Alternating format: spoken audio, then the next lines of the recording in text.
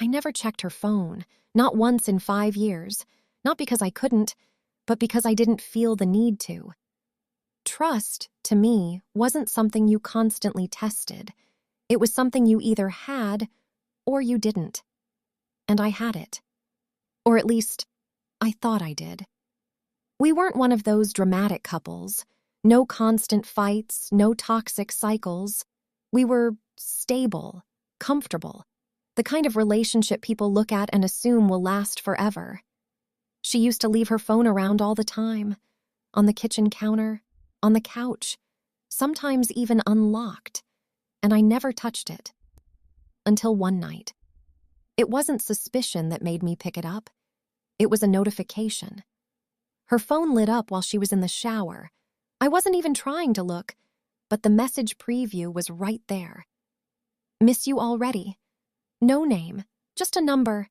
I remember staring at the screen longer than I should have, waiting for my brain to explain it away. Maybe a friend, maybe a coworker, maybe nothing. But something didn't feel right. So for the first time ever, I unlocked her phone. My hands actually felt cold doing it. I opened the messages, and what I found wasn't just one conversation. It was dozens, weeks, maybe months of messages, photos, voice notes, plans, inside jokes I had never heard before. There wasn't a single moment where it started. It was already established. Like I had walked into the middle of a story that had been going on without me. I scrolled up. Further. And then I saw the first message. It wasn't recent. It was from almost a year ago. That's when it hit me. This wasn't a mistake. This wasn't one bad night. This was a second life. I locked the phone and put it back exactly where it was, sat down, and waited. When she came out of the shower, everything felt normal. Too normal. She smiled at me, asked if I wanted to watch something, talked about her day like nothing had happened, and I just watched her, trying to understand how someone could act so natural while hiding something like that. I didn't say anything that night, or the next day, or the day after that. Instead, I paid attention. Every little detail. Every I'm going out with friends. Every I'll be late from work. Every time she smiled at her phone. And slowly, it all started making sense. The extra time getting ready, the sudden gym routine, the new clothes, the way she started guarding her phone, something she never did before. It was all there. I just hadn't been looking. A week later, I finally said something. Not aggressively, not emotionally, just simple. Who is he? She froze, just for a second, but it was enough. I don't know what you mean, she said.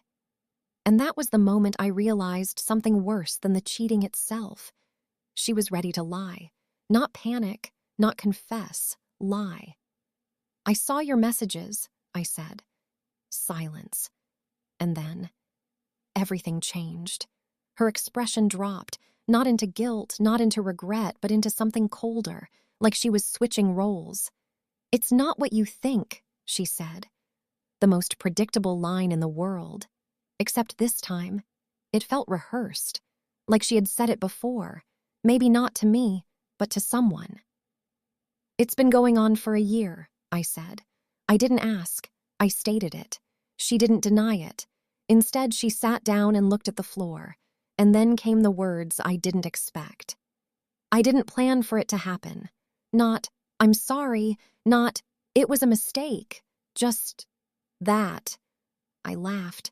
Not because it was funny, but because of how unreal it sounded. A year, hundreds of messages, meetups, memories, and somehow it just happened. Do you love him? I asked. She didn't answer. And that silence told me everything. Because if the answer was no, she would have said it immediately. But she didn't. And in that moment, I understood something I hadn't considered before. I wasn't just being cheated on, I was being replaced, slowly, quietly, without even realizing it. All those months I thought we were just going through a normal phase. She was already somewhere else. Emotionally, mentally, maybe even completely. I asked her one last question. Were you ever going to tell me? She looked up at me, and for the first time, I saw something real in her eyes. Not guilt, not sadness, but hesitation. I don't know, she said, and that was it. Not anger, not betrayal. That was the moment everything ended because it meant one thing. If I never found out, it would have never stopped.